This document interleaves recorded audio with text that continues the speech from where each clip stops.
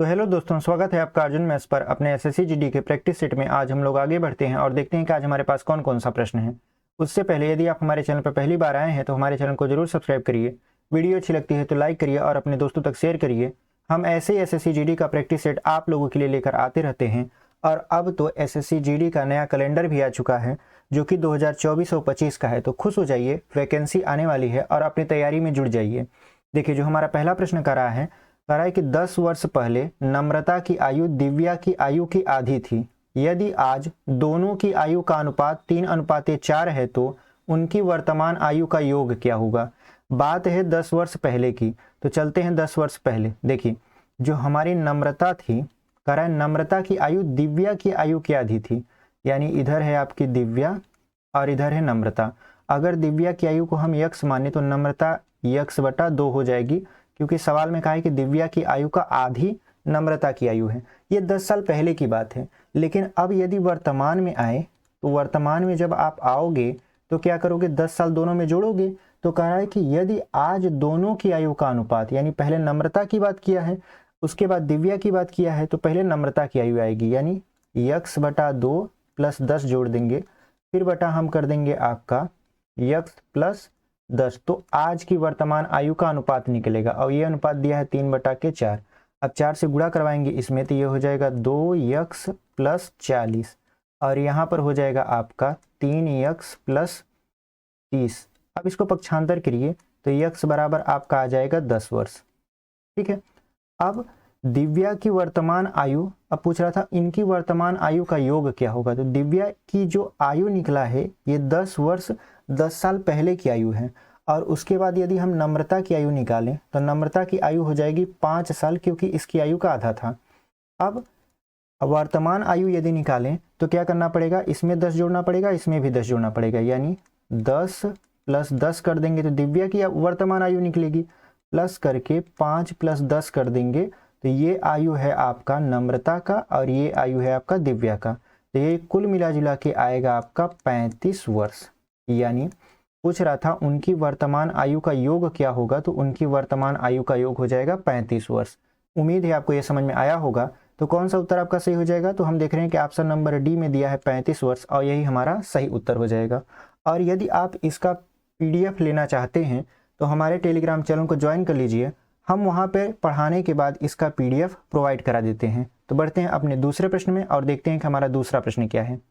हमारा जो दूसरा प्रश्न है वह कह रहा है कि वह छोटी से छोटी संख्या जिसे 12, 15, 20 या 54 से भाग करने पर प्रत्येक दशा में 4 शेष बचता है। यानी जब ऐसे प्रश्न पूछे छोटी से छोटी संख्या तो लसा निकाला जाता है।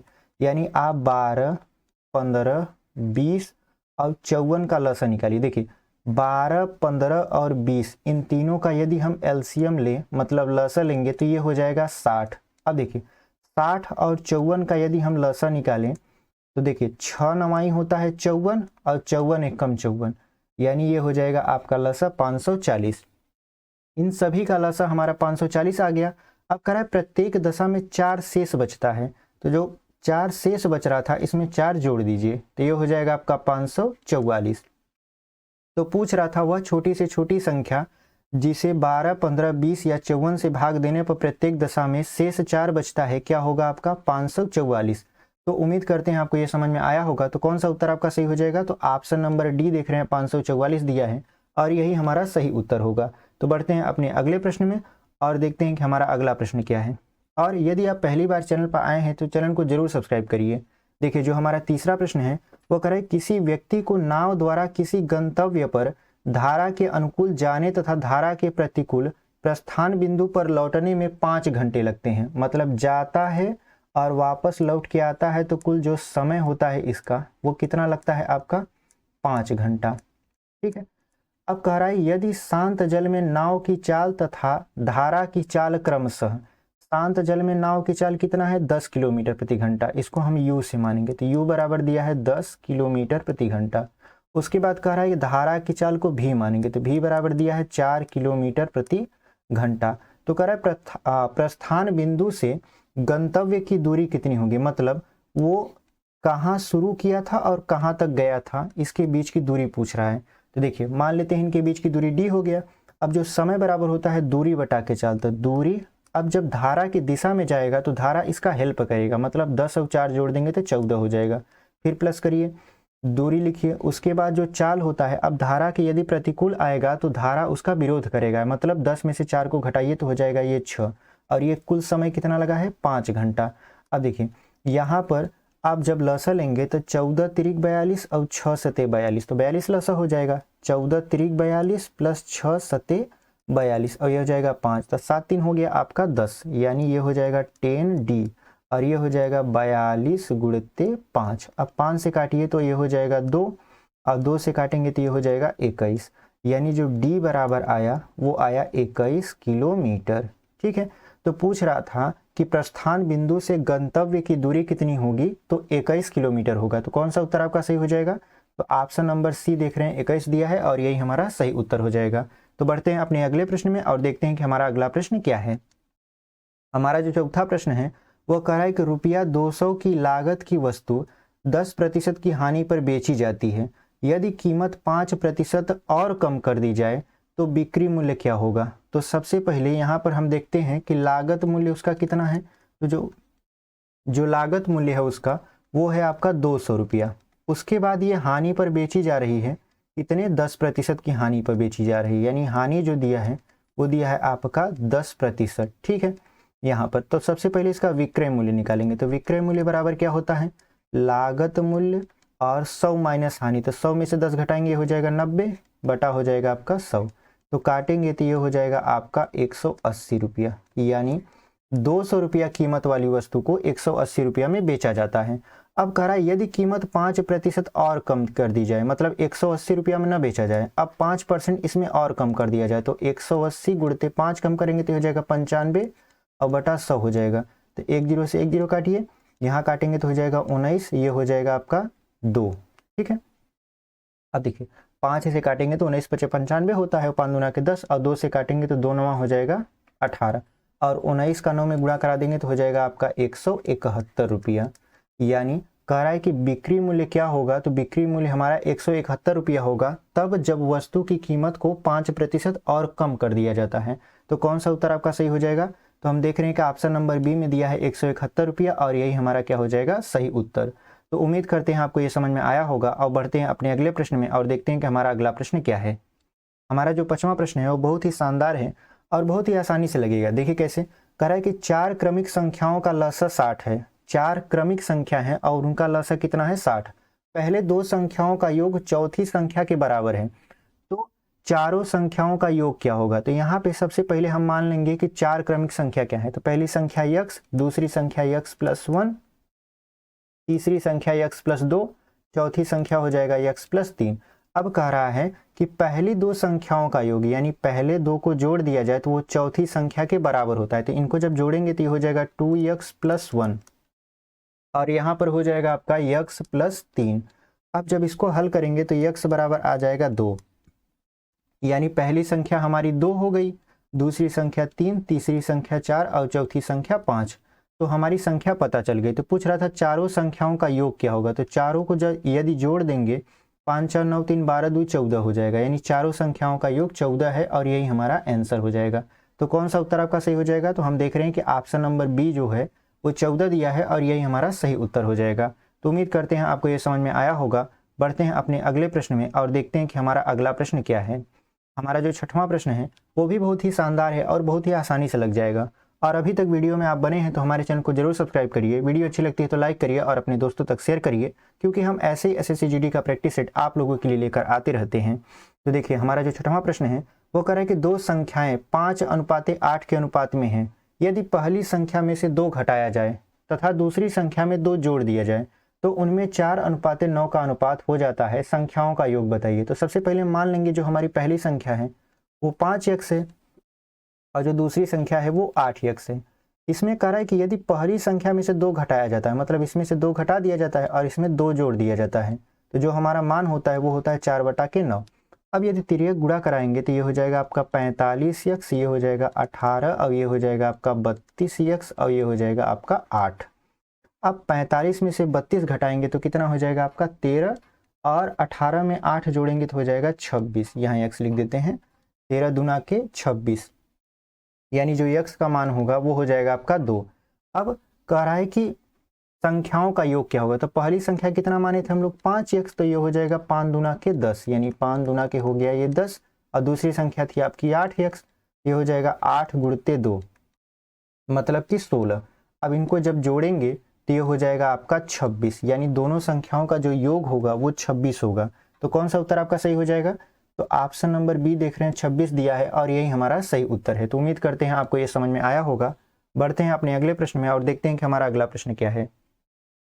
हमारा जो 7वां प्रश्न है वो कह रहा है कि एक पिता का वजन अपनी पत्नी के वजन से 14 किग्रा ज्यादा है, ठीक है।